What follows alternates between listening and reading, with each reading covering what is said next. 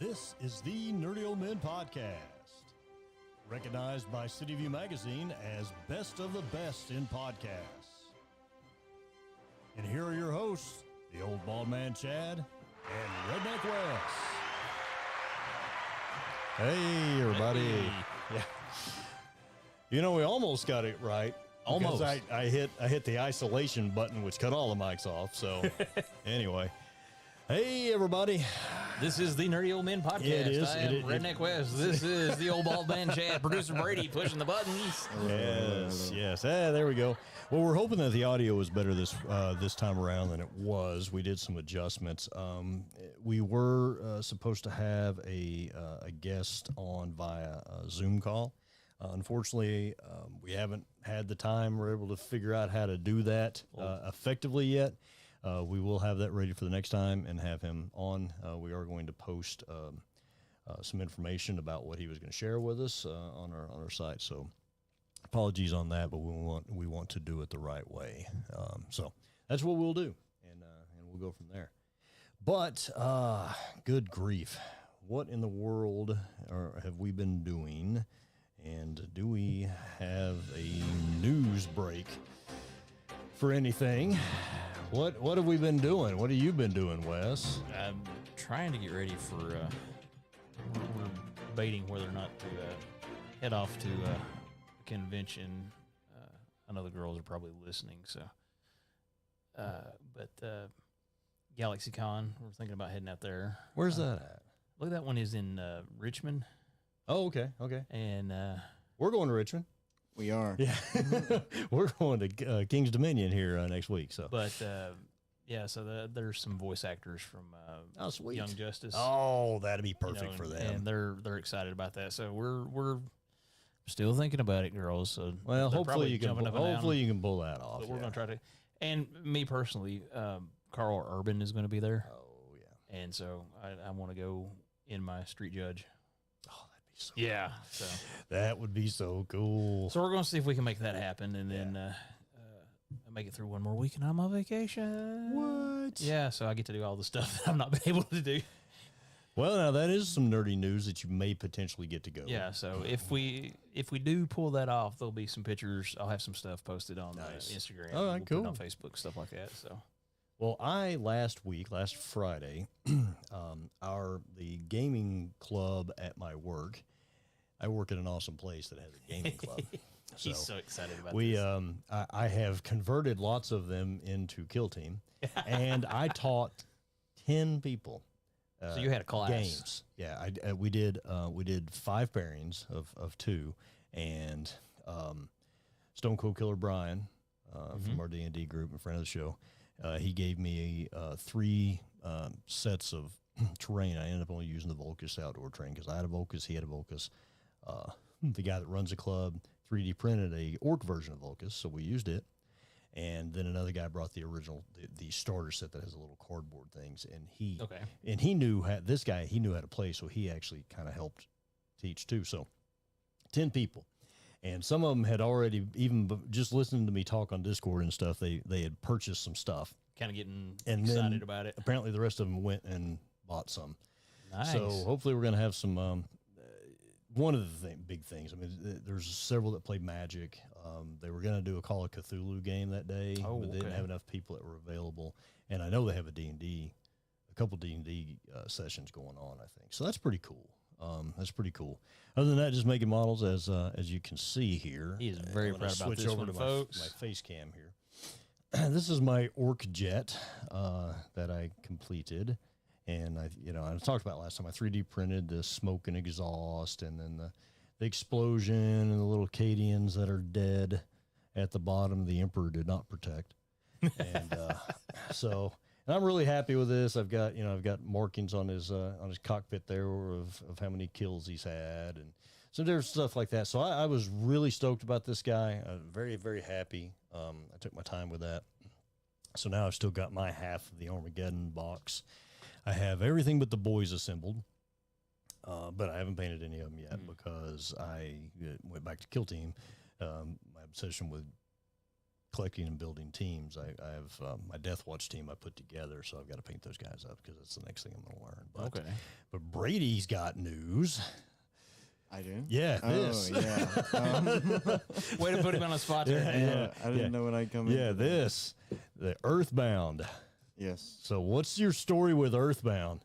Earthbound, your main character is Ness, and if you've played Super Smash Bros., you know. But more importantly, the young man has been obsessed with this series of games and Earthbound for years. Yeah. And he's been wanting this particular piece for years.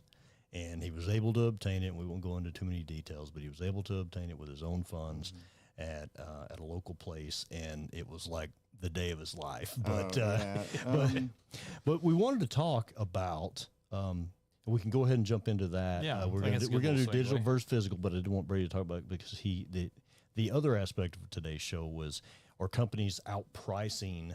Are they going to outprice their success? Yes. And this is an example of that. Am I right? Yes. So explain the story behind So Earthbound back in '95. Earthbound came out in 1995. It's the English translation of Mother 2. The Mother series was a series created by Shiga Satoe Toei for the Japanese, or from The Japan market? Yeah, the Japan market. They were all Japanese games.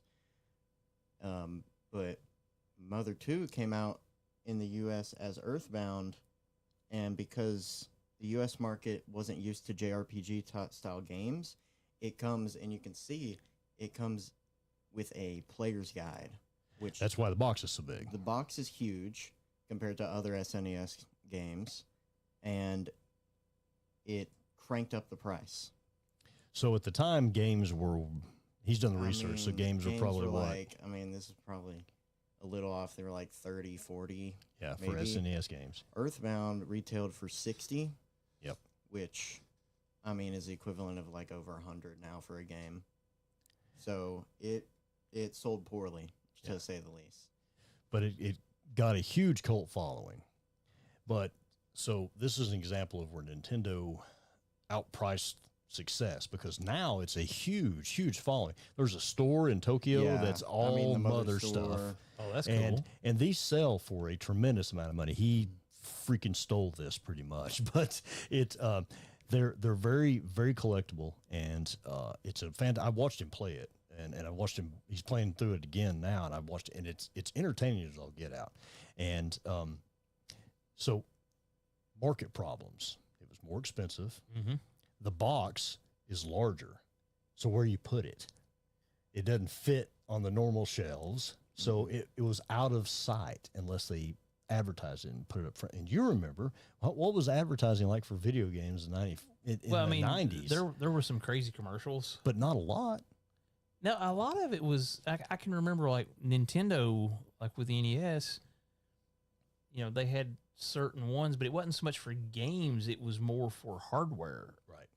Because you had the glove, and then when the light gun. I can remember a commercial for the light gun,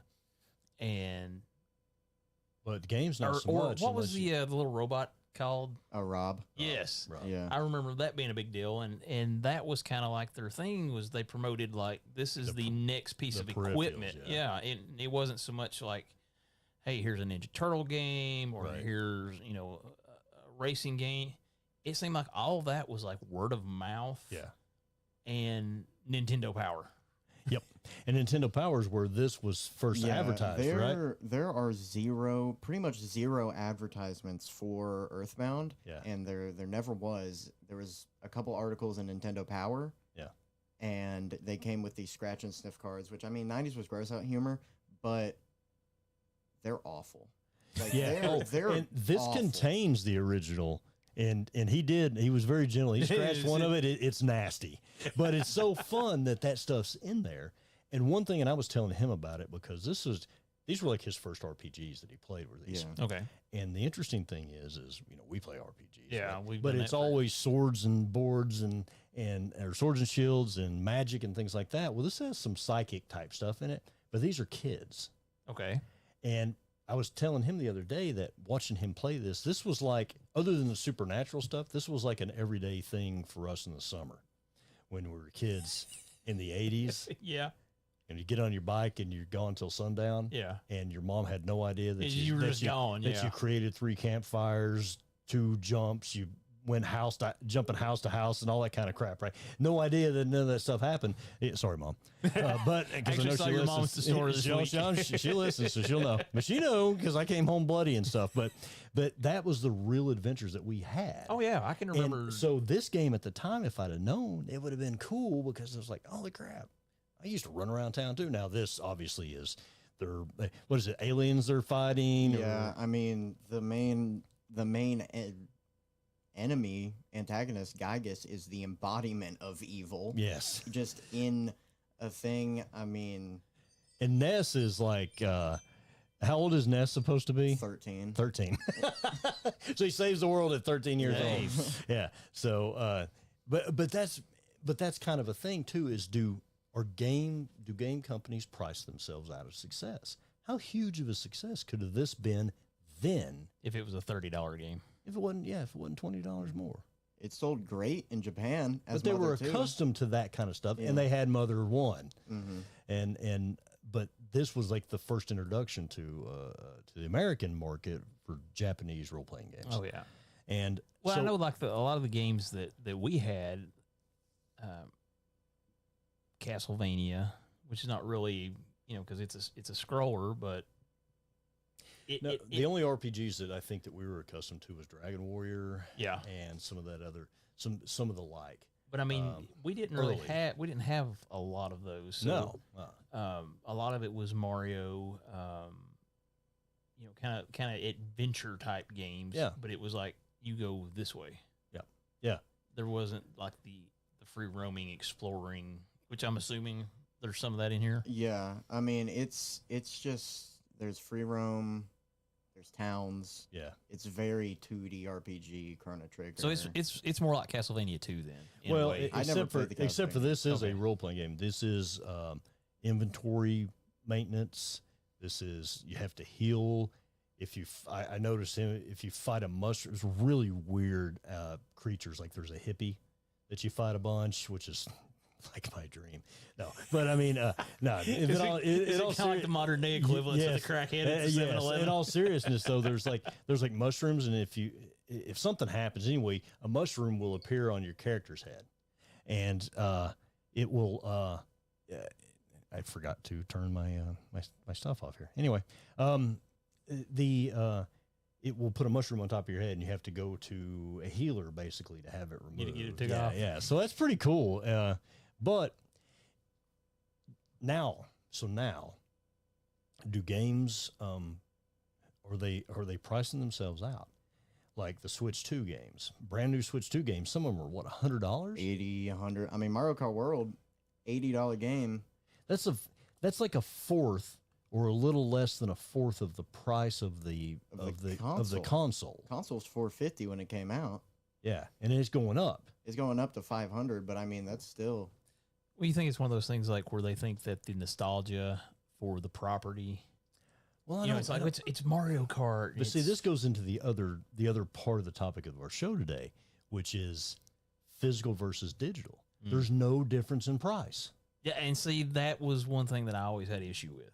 So you're paying $100 for one of the big Switch 2 games, and they're tiny cartridges, right? They look like old school memory cards. Okay. If you've seen them, they're little, right? You're paying $100 for that physical thing, or you're downloading it for $100. It's And see, to me, where's physical media going? It makes money for them because it may cost them a half a cent to make the thing, but if they're selling thousands and thousands and thousands of these copies, but when you or you don't have to produce anything. nothing. You and you've already got to have a subscription to On some things, yes, you do. to get on the like a Microsoft account or a yeah. PlayStation account, something like that. So you've already got to have that. So they're getting that. Yep. And then the question I have, which I think a lot of people have, is if you buy it online, is it yours? Right. Because you can't do anything. What do you think? Nintendo has been bricking consoles. Their new Switch 2, they've been. That's if so they dumb. find out, if they find out somebody's like jailbroke it to like get free games or pirate it, they can just shut off the system. Wow. But see, I understand they're saying this is our IP, but I get them to protect that, but the thing is if you buy, if I buy it, like if I buy a new truck and I go drive it, it's in there the forever. lake, Yeah. it's But the physical media, if you buy the new Mario Kart online, and you don't have a disc or all you're doing is getting the digital what's version of it. are you actually buying the game, or are you buying permission to play the game? There you go. Are we doing that? Are we? I mean, I know PlayStation, they had their whole brouhaha about, some of the movies and stuff. They're like, Mhm. okay, you don't really actually own that. You're just able to watch it. And we're going to do away with some of them. So you're going to lose access to. Yeah. Well, you paid money for this Right. movie, game, whatever it is. How can you take away my access to that? Right. I paid for it. It's mine, isn't it? Yep. So how do you approach that? Because that, and I think that microtransactions in games started, and we've talked about that, so we won't go down that hole. But I think that they started and made them realize, we can just put everything digital and people will buy them, and it's okay. Well, I know I've told the story before. Like my sister, she was a school teacher, and they were talking about a game, and she said they were going on about they couldn't wait for the next download, and she's like, "What do you mean?" He's like, "Well, we got to wait for this to come out so we can do this in the game." She goes, Right. "You don't get it with it?" And they're like, "No, you gotta buy this and you gotta buy that." She goes, "Well, when we bought a game, we got the whole game," and her kids were like looking at her like her head was on fire because they're like, "What do you mean you got the whole game?" That was such a foreign concept to them that Right. that you got everything, that it was included when you bought it. Right. Our buddy Tim Rucker's in the chat says it's now a selling feature to include a physical disc. All other release of the new Halo campaign evolved. Yes. So now it's like a privilege.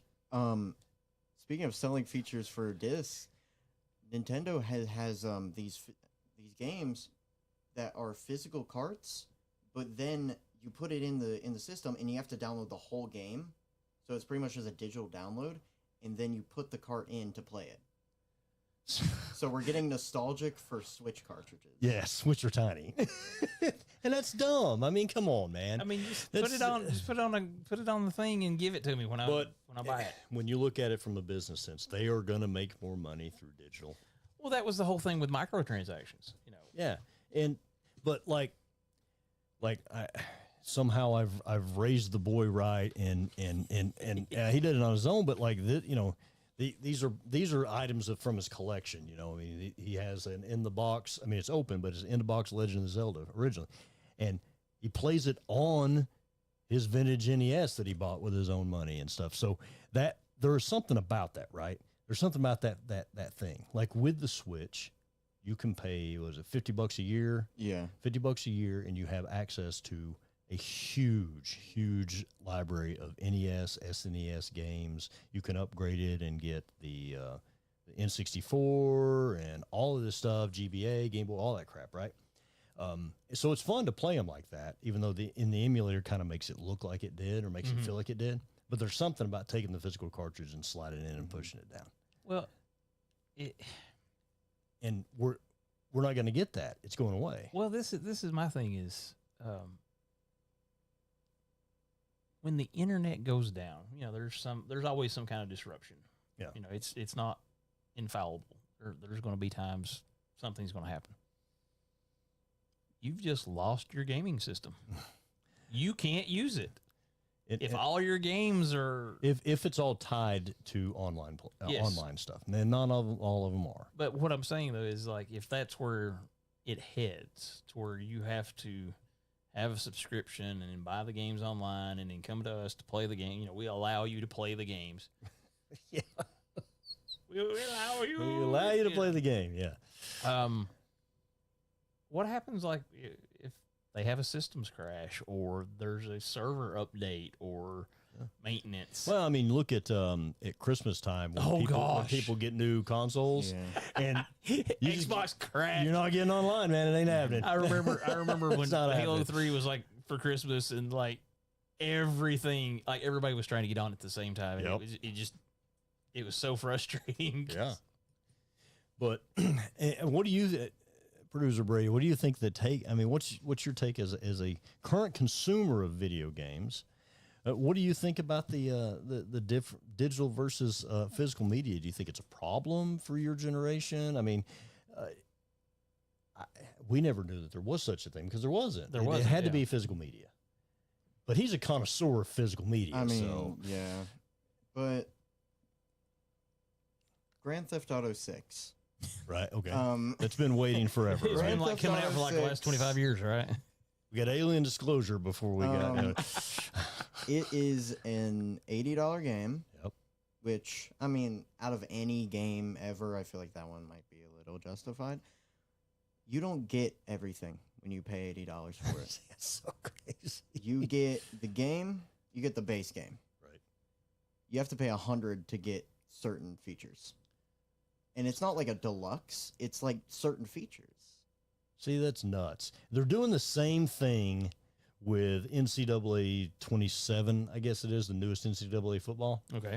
The other one, the other two, I guess. Anyway, the other one, you played your team, you earned points, then you could upgrade your coach. Yeah. Right? There are certain coach upgrades you can't get unless you microtransaction them, no matter how much you do. And they're getting gigantic backlash about that. I'd say probably it's because some older players like me that I had like all the NCAA football. That's the reason I bought an Xbox. The first one back in the day was to play NCAA football. Well, right? I mean, it all started with Tecmo Bowl for us. Well, obviously, yeah. But yeah, I mean, I can remember tournaments like but we'd have brackets and everybody would play. But you can't do that. I mean, you can't get these things like that. That's stupid. I mean, for them, they know people are going to buy it. Mm-hmm. They know they're going to do it. But when we think about it, does it really? Are we going to have a problem? Dan says the volume's low again. I'm maxed out. Let's see, here, so. Dan. Let me know if this helps at all. Because we're still trying to figure it out. So let's see if this helps, and let us know if it's Tim and Dan or anybody else that's in the chat. Kind of let us know if this is improving anything. But so. Does the price of games now hurt the sales of the games, or are people still going to buy them? I remember back in the day, like games were still expensive or whatever. Oh, that helped a lot. Good job, Tim. Thank you, buddy. I think we got it figured out. We have all of our friends here helping us out, so that really is yes. All right, cool. Anyway, I adjusted the volume on the Rodecaster. Well, I was wondering if that would... Inside story, folks. This is behind the scenes, in front of the scenes. But, we could buy Zelda, Metroid, we could buy Super Mario 3, but then you could also buy, some of this junk. And what's the term called? Shovelware. Shovelware, yeah, where they just shovel it out there. Yeah. But you could buy all this other stuff and screw around with it because sometimes they were $20 or sometimes, whatever, right? And the Wii did a lot of that, and GBA, I think, did a lot of that. But NES, yeah, or the SNES. Or the DS. The DS, yeah. The DS. But now, so that shovelware is just as expensive as everything else. So they're not going to sell this. You're not going to branch your gaming stuff out. Like I know you just bought your Switch 2. You got the game that come with it. But then you bought the emulator stuff because you like to play the old games. But like, he's not going out and exploring other games because they're $70, $80 a piece. So you got to wait till something comes out that you really, really want. I can remember when Super Mario Brothers 3 came out. Yep. And aggravated my mom and dad, and they let me we had to go to the Kmart. The Kmart. Yes. And I remember it was like $50, $60, something like. It was like a stupid price. Yeah. And they're like, I cannot believe you're paying that. Yeah. And I was like, oh, and then I can remember getting home and being like, this game kind of sucks. It's like I didn't enjoy it. We were talking about Super Mario 3 because we were in the used game store the other day and we were looking around, CM Games locally, and which is CM Games in West Town Mall. If you're in the good folks, go check them out. If you're in the East End, we've never had them on the show. It's kind of a little chain thing, but if you want to get vintage stuff, that's where our producer has bought most of his vintage stuff was from there because they guarantee it works. Yeah. Anyway, they give you new cables and stuff, but. We were talking about Super Mario 3, and I've told the story a million times. He knows it. I sold all of my vintage Transformers to buy it. Horrible return on investment. Awful return on investment. That was man. a bad move. Horrible, but we were How old were we? Like I don't know, but that was what 80. Yeah, little side tangent though. What made you want to get Super Mario 3? I think a lot of it was. Just everybody was talking about it. Was it the movie? Remember the movie? I remember the movie. I can't remember the name of the movie. Super Mario Brothers. No. The one where the kids were going to the gaming championship, and Super Mario 3 was part of the gaming championship. Unless I'm totally just having a Mandela effect kind of a thing. I can remember our buddy Anson. He got into. I got into Power. Well, no, I mean he was like they sent him like the little thing that you hung on the wall that said because he'd been a subscriber for so long, and I can remember reading about it. And Michael Marsh, I know there were several of them that were talking about getting it, and I think maybe one of them had got it, and it was like a Saturday afternoon, and I just bugged the crap out of my mom and dad, and they finally. And I get back and I was so excited. And in the first little bit, you're kind of like, yeah, this is pretty cool. This is pretty cool. And then by about, day 3, I'm like, I'm not really sure about this. Isn't as fun anymore. It's not as great as I thought it was going to be. But that was, you didn't know because it was a pricier game at the time because it was Super Mario Brothers and it was new. Yeah, it was but like where like that. The advantage I've noticed like with digital is a lot of times there's demo versions. The Wizard, Tim Rucker. The Wizard, thank you, Tim. For the W-Tim. He come in. But, you can get online and you can get a download and it might be like the first mission or first level or whatever. Right. And you kind of get a feel. You're like, okay, this might be something I enjoy, maybe not. That is an advantage we didn't of some have digital that. stuff, Once you bought it. You can go to the rental store and rent it. Well, yeah. But if they had it. But the whole point is I think a business is a business. You're going to make money. That's the point of it to me. And I get it, right? But just going to the store and seeing $80 games, man. $80 games. Oh, yeah. So translated to, the 80s was 40, 50. I don't know. I'd have to get the Wayback Machine going. The inflation calculator out. But I'm like, that's a lot of money. It's a lot of money now for a game. Oh, you know? I mean, it's not a vintage game. It's a brand new game that you don't know if it's even going to be good or not. And this kind of leads into another little topic, though, is like the downfall of like the used game stores. Yeah, we were actually in Georgia. Me and Brady, we were in Georgia, doing some roller coasters, and we stopped at a place down there in Dalton. It was Dalton. Yeah, it's Dalton, and it's called the Battlegrounds Games and Comics, I think. And I've been in there before, back when I was collecting vintage toys. They've got a big vintage toy, but they also have a big, huge. There's some really nice pieces down there. They had an Earthbound in there. Not in the box. Not in the box. Not in the box, and it was priced for more than I paid for the box one. Yes, again, he stole it pretty much. But no, they had some nice stuff in there. But the news was actually in there interviewing the guy about this. And it kind of gave me an idea for our episode today is how's that going to hurt the resale market? Now, if you sell vintage games, I don't think it hurts. Well, I don't think exactly. I don't think going away from physical media, I don't think it hurts CM Games. I don't think it hurts the Battlegrounds down there. But what about GameStop. I was about to say that's the one. GameStop on the way out anyway. Yeah, I they mean, don't sell vintage games. They do, but they're It's rare, right? refurbished, and a lot of times they use aftermarket parts. It's kind of like DK Oldies, which is awful. He'll take the games apart and make sure that they're Legit. legit. So he knows. But so those are two different things. But like you'll never be able to get or eventually you're not going to be able to get a PS4, a used PS4 game. Yeah. And I just had a brainwave. Oh, I had a brainwave.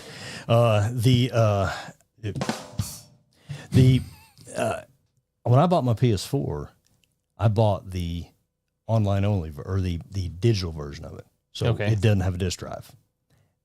And I did that because it was cheaper. So I wonder if I didn't get had You got had. because they're like, yeah, it does cost them less to produce it. Probably not a lot less. I don't know. But when you've got a digital only one, you can't buy the physical media. So it forces you to buy the digital media. And the more though, like, we're going to sell this one to you for cheap, but you got to buy all the stuff online. So It seems like a good deal at the it's time. like they're indoctrinating you out of the thing, man. That's horrible. I got had. You got had. Wah, wah, wah.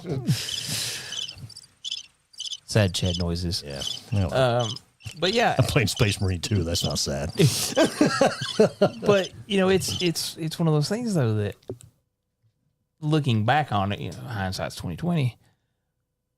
But if you had known that there's this possibility that you're not going to be able to own your stuff, Yeah. it's at their discretion. Like, Would you have? eventually things are not going to be vintage because they can't be. Well, yeah. And when are they going to stop doing reverse compatibility? Because you said with the Switch, mean, when the Switch came out, a lot of the stuff wasn't reverse compatible. couldn't be. They had to like do some things when the original DS came out. They were backwards compatible with GBA games, Yep. and then they eventually stripped that out. And I mean, if you own an Xbox One, Xbox Series X or S, half of the 360 games just don't work. None of the original Xbox games work. And that was one of the cool things about the 360 was the backward compatibility Yeah, on stuff. and- But now you said the Switch 2, The Switch 2 now has a lot of backwards but compatibility, not all of it. but not all of it. No. So some of your Switch games, which are only a few, I don't even know the time frame in there, but only a few years old. Some of them are not going to work on the Switch 2. That's crazy though. And the ones that are digital are definitely not going to work on the Switch 2. So, But and this is where I have a problem with the digital is okay. I can understand if I have a physical copy, it does not work on this machine because it's not designed for this machine. yeah, right. If you have a digital copy, why can you not go in and write code to make this game work on this system? Yeah. That should be an easy fix. Mm-hmm. Yeah, it should. Should it be part of buying a game is the fact that it should be made backwards compatible? At what point do they stop doing backwards compatibility? Right? So like right now, I'm pretty sure you can't put a PlayStation 1 disc in a PlayStation 4 and it work. I'm not 100% I sure. don't know, think but so. I don't think I so. don't think so. So, and is that a good thing or is it a bad thing? And a lot of times on our show, we're looking at it from the consumer, Yeah. version of it and the grumpy old men version of it. But I mean, what is it? But if you make it what's where, good for one and not for the other, if you make it where there are no physical games, if you want to play it, you're going to have to come to us. Yeah. Does that limit your base? Because like me, I'm like, I'm good. Yeah. I'll put Halo Reach in. But look at this, like let's say PlayStation 6 when it comes out or whatever, right? Let's say if they have no physical media. They've just pulled the plug. They've clicked the switch on it, right? 20 years down the line, there's a young man like him that likes vintage stuff. But he can't get a You can't get PlayStation it. 6 You can't get it. because it doesn't exist. You can't get the digital media for it. You can get the system, but what are you going to do with it? It's going to sit on a shelf and be decorative. Right now, you can go in his room and he's got a shelf that has an NES, an SNES, and you can take a physical media, stick it in there, and go. I mean, I've still got my original Nintendo, and it still works. Yep. And I can pop a game in, fires right up. Yeah. So it's good for the companies. But is it good for the consumer? I don't know. There is a convenience. There is a convenience to it. Oh yeah, I don't have to leave my house to go get the game. Let's be real. There's a whole lot of gaming community that don't come out of their basement. Let's be real. We know some people like that, Yes. right? Of all ages. So it is helpful. And let's take a funniness out of it. You have some people that have some social anxiety issues. Oh yeah. Right? And they overcome that through online play. So they can download these games to play with their online friends without having to leave the house. Yeah. So there is a positive. I don't want to be completely downer on the digital media thing, okay? COVID time, when all that crap was going on. We've mentioned it many times that we played online. We paid some digital fee in order to play D&D online with each other. So there is an advantage there. I just hope, me personally, Chad, hopes that physical media never truly goes away. But I think it's going that way.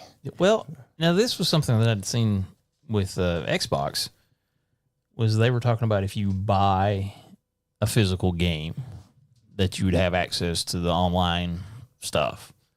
And apparently it's cheaper the way they were doing it. What do you mean? Well, what I've heard now from people, online stuff, but it was, they were looking, because PlayStation had done the whole, hey, we're not doing physical media, it's all going to be digital. And Xbox was like, hey, if you buy the game for $40, we'll let you play it online without the disc, or play it, if you've not, I guess they've logged it in the system that you have the game. Yeah, there are some other things that do that too. So, but it wasn't charging, because like the online price was more expensive than you bought the physical media cheaper. Yeah, that they still let you, it was kind of like honoring the fact that you own the game. Right. So yeah, there's some things like Games Workshop's Warhammer app. If you buy a codex, it comes with a code, and you can put it in.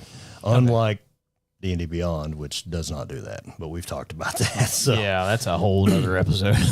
But physical media is a thing. I do think physical media is coming back in some respects.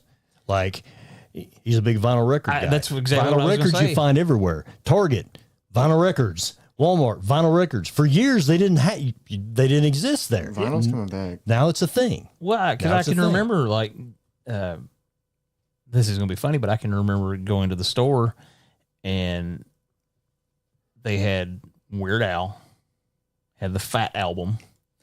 There's a record, and then right beside of it is the DVD, or the CD, I mean. Right. CD. And it's like, I'm going to have to get a CD player, And CD players were like $700 or something stupid back then. Well, yeah.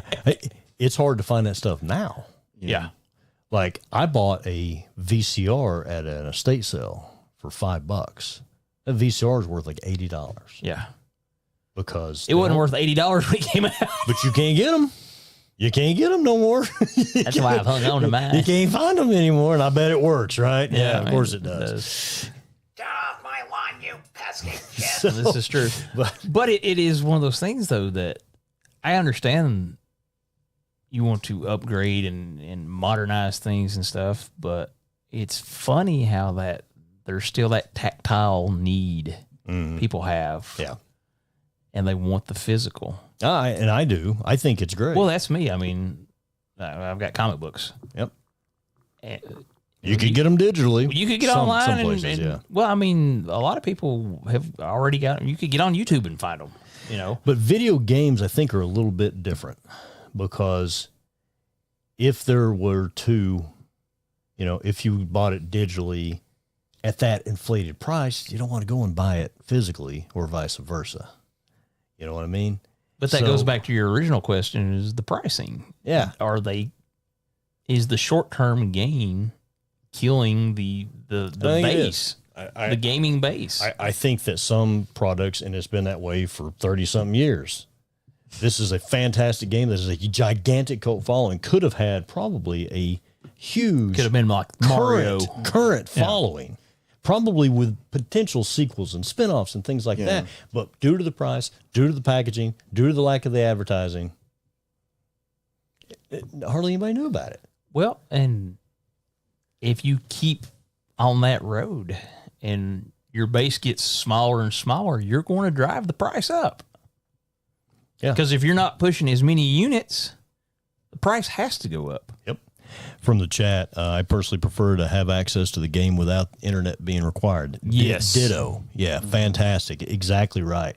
Like, I don't currently have the PlayStation subscription thing because I wasn't playing it for a while, so I just turned it off. Yeah. I can still play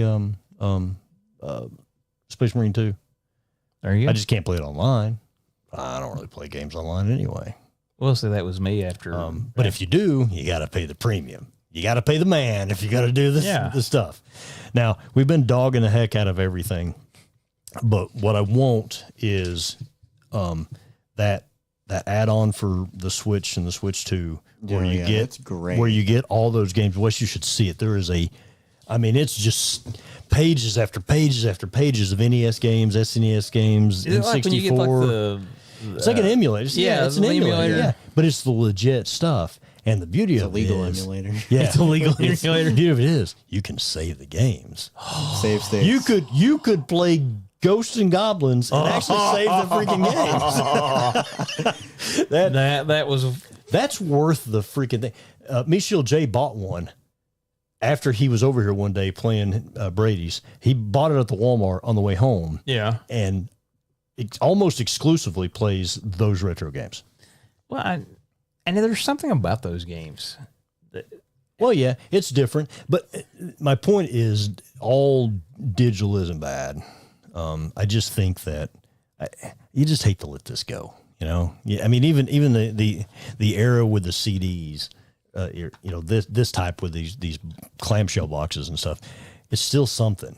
You know, and I think it kind of started back when they started taking instruction manuals out of. I was fixing to say that was one of the cool things about early games was there was a manual that told you how to play the game. Yeah, like what the command. But now they don't have to.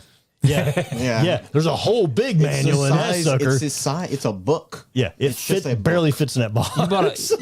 You bought a book that came with a video game. Yes, but they have all started going that way. And if you look back to then, like those things, like these games, like this, this was designed to be fancy looking, right? I remember the box, gold cartridge. the gold cartridges in there.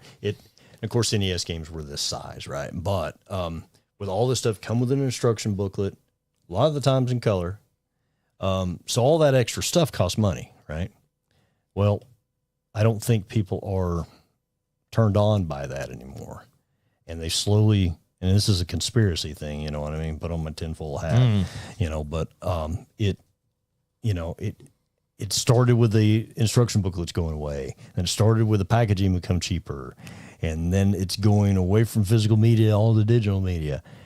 And all in all, it saves the company money. It does. But it also puts some people out of work. You don't physically ever have anything. There's something about looking at that cartridge. Well, that this is the disc. thing, though, is how come the price doesn't go down? If your costs are going down, but your price keeps going up, it's like, wait a minute. Rucker says, not all digital is bad. I have a G Cloud handheld deck that allows me to play my Xbox Series X as a portable. Are you aware of that? I think I've heard of something like that. Yeah. What did he call it again? He says G-Cloud? it's G Cloud handheld deck. I've heard of a Rogue Ally or Ally. Yeah. Which is, I don't know. I think Xbox sponsors that one. Okay. But it's kind of, I think it reminds me of like a Steam Deck. Yeah. And I mean, the Steam Deck's gone up $400. It's $1,000 now. I bought mine for about $400. Yeah. Well, you also got to throw in the dramatic increase in all things RAM. computer. I mean, So because that is a computer in the hands, and then it's just skyrocketed. Yeah. But you look at these things. I mean, a disc and stuff's probably got a lot more work into it or whatever. But you open up one of these cartridges. If you were to open up this cartridge, the actual thing in it is about that big. Because because we've looked at them, it's about that big. The rest of it is dressing. So and that's why you can put those pretty elaborate Nintendo or Switch games in a little chip. In the little chip. Yeah. That tastes really bad. You don't eat that. So Tim's got a Rogue Ally. a Rogue Ally as Yeah. well. Bought it used at McKay's. Rest in peace, Rest in McKay's. peace, McKay's. We did go to the Chattanooga one. It's Oh, not did as you? good. It was a bad day, I guess. Couldn't hardly find anything. Couldn't find anything. Couldn't find nothing, which really, I was about to say that. I That guess really, because you always dude, that hit- hurt me, bro. That hurt me You would bad. hit McKay's and just come back with just gold. I got a whole shelf full of first edition first prints over there that I paid at most $10 a piece for.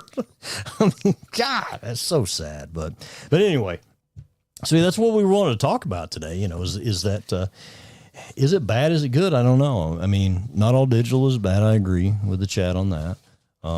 But there's something different about physical media. I hope younger generations, like his, embrace some physical media. They're going to have to go and get vintage stuff because the companies are pushing towards. Unless you have a towards swing digital. like with vinyl where Yeah, it and- kind of comes around. and I think that was pushed by the consumer. So, I mean, I think it could be something where it does kind of go away, and then it's like, I want a game. I want the game. the physical stuff. And if yeah. there's enough demand for it, it could come Well, there's back. companies that what was it, Retcon or it's a company that makes Retron that makes little systems that are designed to play vintage games, so that you don't have to have a vintage system to play on it. Or break. it's just a My break, SNES just. Oh killed yeah, it. his Yeah, SNES it is just dead, died. but he got somebody gave him that one, so it's an old one, but and it's yellow and stuff, so you got to get a new one. But these have like there's an Atari one that has the little wooden thing around it, and it'll play real Atari games, but it has like the modern outputs. I think it is an HDMI output, so it's gonna work. It's gonna work flawlessly. But let's see. Agreed that having a physical copy of the actual media is much more preferable. Games, movies, music. I agree. Yes. Yeah. I agree. I've actually purchased a few VHS cassettes at the Goodwill just because. You saw it. And Well, they're cool. It's just cool because I remember that. And, some people never even seen that Oh, what before. is that? So if you are of a younger generation, go to a thrift store and find the VHS section and take a look at that. yeah, you might come across some Be gold. kind and rewind. But now that makes me think of this question, and it's probably one that you've thought of as well, Chad. But okay, so buying the game digitally, do you own it? You own the rights to use it. You've downloaded it to your hard drive or your solid state drive or whatever. You download it to your device. So you own that the use of the. I don't know. I have no idea. Okay, so this is the one that I really want to get to. So if buying isn't owning, is piracy still theft? No. Bingo! There you go. There you go. Because if you can control whether or not I can play my game, when I Yep. can play my game, Yep. and then you just decide, well, we're not There was a firefight! we're not just going to allow you to play it anymore. It's gone. Yeah. Do you get a refund? No. So There's something in the purchase agreement that everybody skips past. This yeah, probably check tells the you. box. So I can Yeah. check the box. So I can download it. Yeah, but that's the thing. That's the thing. It's gone. And like I said before, if you had digital downloads for PS5 and that's all you had, but the Bye-bye. discs are reverse compatible to 6, and then 7 has no physical discs, you're gonna have to have your original old system Mhm. to play that. And if it had online components, like if it was an online only game, Mm-hmm. you're not playing it. It's like that story of those folks that were on Halo 2 or It- whatever. they and would not- they didn't log off. They held it open as long as they could, and then Microsoft just axed it. Yeah, they were in the middle of the game. They said it was something along the line because I saw the video of it, Yeah. and they're like, "I can't believe it's still going." And then he's like, there was one guy like he was still on logged Yeah. in, and they finally just Axed it. Yeah. So I think at some point that stuff's it's gonna happen, and the only thing you can embrace is this old stuff, and that's kind of sad. it is. But at the same time, going back to vinyl, if there's a demand for it, Maybe it makes a comeback. maybe it makes a comeback. I don't know. Maybe it does. But yeah, I mean, I have no choice. My PS is digital only because I got suckered into it. And my PS2 still works. So Of course it does, Wes. Of course it does. But yeah, Is it dead? I think No, it might be. no, it is not, I think Rocco's right. I think digital or physical video game media might be dead soon. So, but anyway, man, I think that's about it for us today, man. That was a good show. I apologies to our guest that was going to come on. We're going to get you on next time. I promise you that, and we're going to advertise the stuff you're going to have. Just a little primer for that. He is setting up a convention locally. Mm-hmm. That's going to be D&D Dark Sun specific. So if you're a hardcore D&D Yeah, I was gonna person, say, if and you don't have any experience with Dark Sun, ooh boy, this will be a great event for you to go Yes. to because it is Dark Sun is a very mature setting. It is very deadly setting. It's you've got cool. to think about It's a cool. lot. So And we're gonna spread the noise about that. So one more look at the chat here. Not to mention if they shut down access to the online store for yes, then you're Nintendo eShop on the 3DS. gone. It's gone. All the Wii is gone. Everything's gone. And which sucks is a lot of people from my generation are having nostalgia for the DS and 3DS. Right. And what resellers have done is they've jacked up the price of them. A new 3DS XL, which is the best 3DS you can get. I have two From back in the day. from back when they were still being sold for like 150, Yeah. maybe 200. They're like 350 now. Yeah. And I mean, the games are still expensive, and the eShop's down or it's gone. Yeah. So you can't even get any digital. So I mean, that Support. could be like a good thing for physical media. Is that you can only get physical media for the 3DS. But you know what you do? You know what they do? Some genius somewhere, some patch-eyed pirate reproduce the digital media in physical form. Because you can buy pirated Pokemon games. I mean, People will is this- 3D is print this a or piracy? no, that one's real. I mean, You bought that one. no, this that has one the was English imported. translation on it. Yeah, but that was an import though, wasn't it? Not that one. Oh, well then maybe that is a pirated one. People will get the cartridge, they'll make the cartridges, they will make and put it on there and sell it. And then you get your digital in a physical form. But I don't know, PS Vita shuts down in 27. I can't believe it's still Yeah, It's still there. I heard of that, and I'm like, I didn't know they were still. I didn't doing it. either. Yeah, I didn't either. I That's didn't know there was- PS4 Now, era. this Yeah. is kind of a wild thing though, but if it goes that route where everything becomes digital and they can decide what you own, when you own it, when you can use it, do you think that like Congress would get involved? Like I don't there know. would be some kind of like lawsuit about, Had not thought of that. hey, do we own this or do they own it? That's a good point. So I mean, there's that, if you want to get No, you know what? way in the weeds. I hadn't thought about that. But that is something that could happen is you could have Congress involved to decide whether or not you own your video games. Because that is a retail or that is a consumer protection Mhm. thing. Do I own this? You should be able to purchase something and have it for as long as you want to have it. Mhm. You've spent your hard-earned money on it. You should have But it for if as you long if it's as you only want it. online and online goes away. Yep. So that's Dang, that's That's gloomy. Deep thoughts with Jack Handy. Yeah, that sucks. Well, anyway, on that great note from Wes, I think we're gonna get out of here. Producer Brady, thank you for bringing in all your cool stuff and your insight, because we had to have him for this because Yes. I wanted that kind of take on it. So, yeah, it's good stuff, man. Thanks to our online technical support folks that told Dan us and that Tim, we appreciate you guys. Yeah, that said that we were a little volume low, but I think I do have it figured out. So next time we should be good. I do know the video looks better, so that's a good thing. So We're getting there. yes, yeah, yep. Tim says, like you said, it's likely says something about that in the EULA. The purchase agreements and stuff. Yeah. So it's a good point. Good interaction on the chat. Thank you so much. Again, as I always say, please share, like, subscribe, all of our stuff. Ring the bell, all that crap that the YouTubers say.